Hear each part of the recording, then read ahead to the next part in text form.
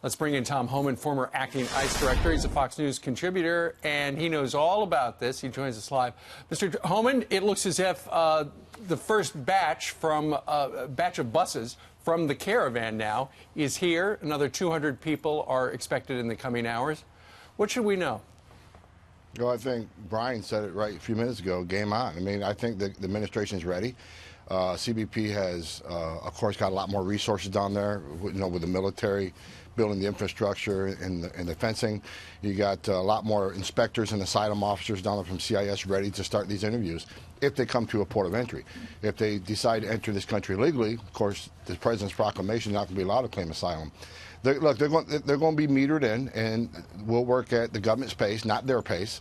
And hopefully, if these people do come to the United States, and they'll be detained until they see a judge. Because back in 2014, when this first started, when they were detained long enough to see a judge, more than 80% of them lost their cases. They got put on planes and sent home, which sent a strong signal to Central America, and the crossings depleted way low. So hopefully we can send another message. They'll get their due process, but if a judge orders them removed, they got to go.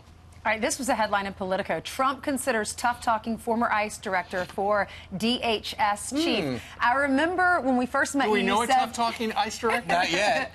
I remember you saying that you tried to retire, and then the president called you and said, "I need you to help me out with ICE." So you stayed on a little longer. Then you retired again, and now he possibly, or there are headlines that say he could tap you as the new Homeland Security Secretary. What are your thoughts? Is that going to happen? I knew you were going to ask me this question. We had to. Look, I'm not going to speculate on what the president's going to do. I think we got a strong secretary. I do. I worked with Secretary Nielsen for 7 months before I retired. It's a 24/7, 365 job. I mean, with the immigration, which 50% of America hates you 100% of the time. You can't win on this topic because it's so divisive, so controversial, so emotional. But I think she's working hard, doing a good job, and and we got a secretary that serves at the pleasure of the president. If the president's going to make a change, I mean, that's certainly his prerogative. But I really don't want to speculate what the president's going to do. I've read the same stories. My phone blew up last night. We'll just wait and see what happens. But I think we got a secretary in place now. I think we need to support her. I think when she was asked to step up, she grabbed the bat and stepped up to the plate. Yep. So all these people want to attack her all the time and attack this administration. I don't see them stepping up to the plate. They got no mettle, and no fortitude.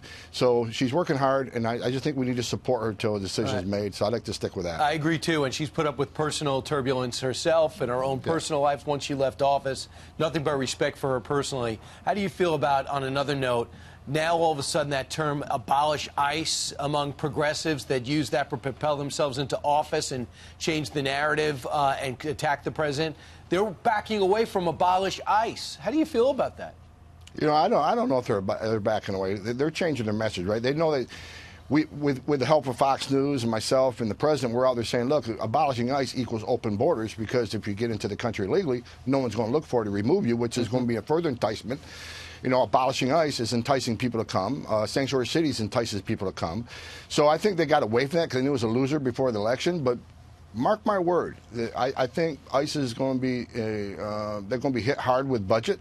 I think the House Appropriations, which will be under the control of the Democrats here soon, I think they're going to look to cut the ICE budget, which means they'll fund less beds, which equals less arrests and less deportations and more catch and release.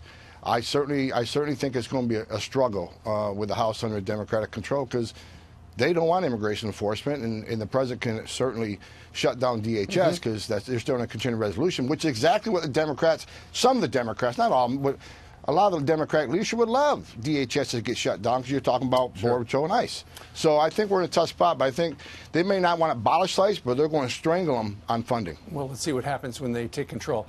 Tom Homan, thank you very much. If the president calls, call us right back. We'll put you on TV, okay? You got it. Okay, thank you.